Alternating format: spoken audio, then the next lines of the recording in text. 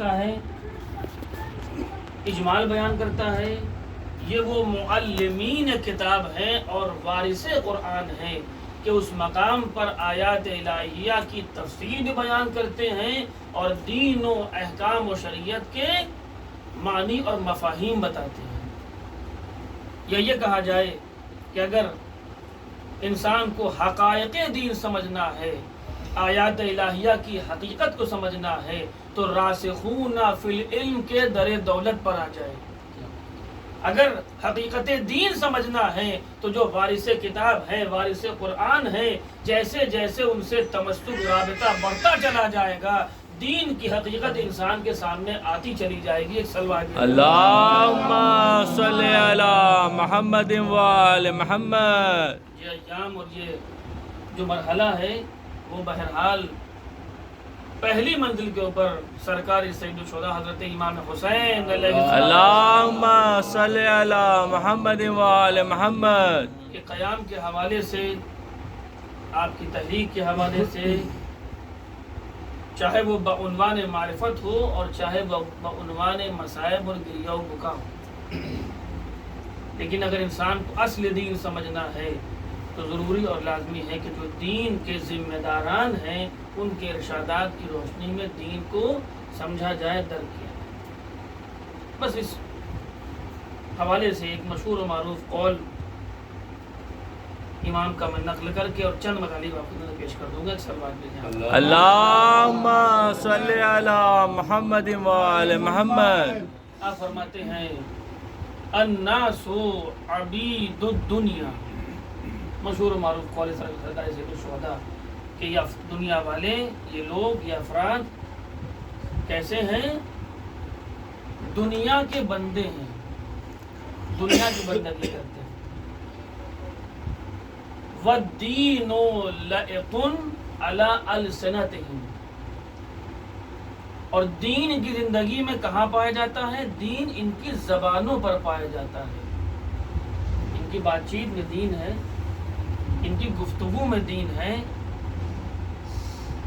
لقلقۂ زبانی میں اور بات چیت میں دین تو ہے، لیکن یہ دین زبانی دین ہے۔ کیوں؟ اس لیے کہ دنیا کی بندگی کر رہے ہیں۔ بندگی کرنا ہے تو خالق کی بندگی کیا جائے۔ انسان عبد خدا بننے کے لیے آیا ہے، عبد دنیا بننے کے لیے نہیں آیا ہے۔ سبحان اللہ، سبحان اللہ۔ لیکن اکثریت کیا ہے؟ دنیا کی بندگی کرتے ہیں۔ دین کہاں پر ہے؟ صرف زبانوں پر ہے، زبانی دین۔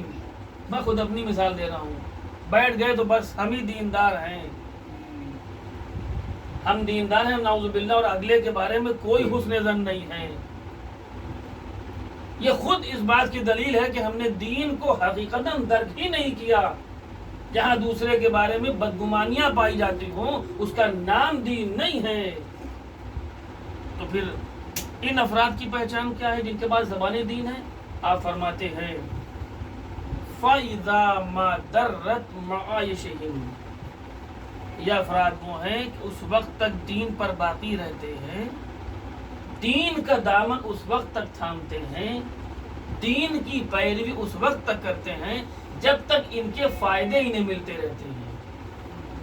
ان کا کاروبار چلتا رہتا ہے، ان کا بزنس چلتا رہتا ہے، یعنی آسان لفظوں میں کہا جائے تو یہ فائدے کے ساتھی ہیں۔ دین کی پیروی کب تک؟ جب تک مفادات ملتے رہے، ہمیں دین سے فائدہ ملتا رہے، دین سے ہمیں منفعت ملتی ہو، پروفٹس ہمارے ہاتھ میں ہو، تب تک ہم دیندار ہیں۔ یہ کون سے لوگ ہیں؟ ان کے پاس زبانی دین ہے۔ امام کبھی کلام کو مبہم نہیں چھوڑتا ہے جہاں ابہام پایا جاتا ہو، امام کلام کو واضح کر دیتا ہے، جسے کہتے ہیں نا کہ بات بالکل کلیئر ہو جاتی ہے۔ تو یہ افراد تو وہ ہیں جو دین کا ساتھ دے رہے ہیں، کب تک؟ جب تک فائدہ ملنے والا ہے۔ تو یہ میرے مولا پھر حقیقی دیندار کون ہے؟ سچا دیندار کون ہے؟ واقعاً دیندار کون ہے؟ تو امام نے فرمایا فَإِذَا مُوحِسُوا بِالْبَلَاءِ، اب آپ نے فلٹر کر دیا، درمیان میں ایک میزان و معیار قائم کر دیا۔ جب امتحان اور آزمائش سے گزارا جاتا ہے، مصائب میں اور مصیبتوں سے دوچار ہوتا ہے انسان، جیسے ہی امتحان اور آزمائش کے مرحلے میں آتا ہے اگر مصیبتوں میں جانے کے بعد، مصائب میں گرفتار ہونے کے بعد، امتحان میں گزر بھی رہا ہو، خسارے میں بھی چلا جائے اگر، اور دین کا دامن نہ چھوڑے، اسے حقیقتاً دیندار کہا جاتا ہے۔ سبحان اللہ، سبحان اللہ۔ یعنی مصیبتوں کے بعد بھی، مصائب کے بعد بھی، امتحان کے بعد بھی جو گھاٹا اٹھانے پر تو آمادہ ہو لیکن اپنے دین کو نہ چھوڑے، اسے واقعاً دیندار کہا جاتا ہے۔ صلوات بھی اللہ